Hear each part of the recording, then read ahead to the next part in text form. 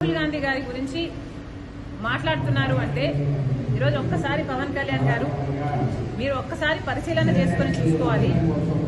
అధికారం వచ్చిన తర్వాత మీ వేషం మారిపోయింది, మీ భాష మారిపోయింది. ఎందుకో అని అడుగుతున్నాం. ఎందుకు ఇంత రాజకీయం అని అడుగుతున్నాం. ఉన్నతమైన హోదాలో ఉన్నారు మీరు, బాధ్యత కలిగిన డిప్యూటీ చీఫ్ మినిస్టర్గా ఉన్నారు మీరు. మీ హోదాలో మీరు అన్ని వర్గాలకు మీరు న్యాయం చేయాల్సిన అవసరం ఉంది. అన్ని మతాలను సమానంగా చూడాల్సిన అవసరం ఉంది. అలాంటి మీరు ఈరోజు ఒక మతమే ముఖ్యము అన్నట్టు మీరు వ్యవహరిస్తున్నారే, ఇదేమైనా పద్ధతిగా ఉందా? డిప్యూటీ చీఫ్ మినిస్టర్గా ఉన్న మీరు ఈరోజు మీరు ఒక మతానికి చెందిన వేషాన్ని వేసుకొని, ఆ బట్టలు వేసుకొని మీరు అఫీషియల్ డ్యూటీస్ చేస్తుంటే మిగతా మతాల వాళ్ళకి అభద్రతా భావం కలగదా? ఏం ఆలోచిస్తున్నారు సార్? అసలు జనసేన పార్టీ అన్నది ఒక సెక్యులర్ పార్టీ అన్న ఉద్దేశం ఉండేది మాకు. కానీ ఈరోజు అర్థమవుతుంది ఇది కూడా ఒక రైటిస్ట్ పార్టీ అని.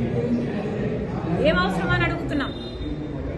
అసలు ఆర్ఎస్ఎస్ సిద్ధాంతం కదా ఇది. మతం అడ్డు పెట్టుకొని రాజకీయాలు చేయడం అన్నది ఆర్ఎస్ఎస్ సిద్ధాంతం. ఆ సిద్ధాంతాన్ని బీజేపీ అనుసరిస్తుంది అంటే అర్థం ఉంది. మీరెందుకు ఆ సిద్ధాంతాన్ని ఎత్తుకున్నారు? మీరు కూడా బీజేపీ లాగా ఏమైనా ఆర్ఎస్ఎస్ మీరు కూడా ఏజెంటా, డబుల్ ఏజెంటా? మోడీ డైరెక్షన్ లో కదా జరుగుతున్నది యాక్టింగ్ అంతా. మోడీ గారు డైరెక్ట్ చేస్తున్నారు, పవన్ కళ్యాణ్ గారు యాక్టర్ గా మారారు. ఎందుకని అడుగుతున్నాం. మీరా రాహుల్ గాంధీ గారి గురించి మాట్లాడేది? ఏమైంది సార్? మణిపూర్లో క్రైస్తవుల ఊచకోత చేస్తే బీజేపీ పార్టీ, ఇదే మోడీ గారు ఎందుకు మాట్లాడలేదు మీరు? మరి ఇప్పుడు ఒక మతమే ముఖ్యమన్నట్టు మీరు మాట్లాడుతున్నారే, మరి ఆ మతానికి చెందిన వాళ్ళు మనుషులు గారా? ఆ మతానికి చెందిన వాళ్ళు మీకు ఓట్లు వేయలేదా?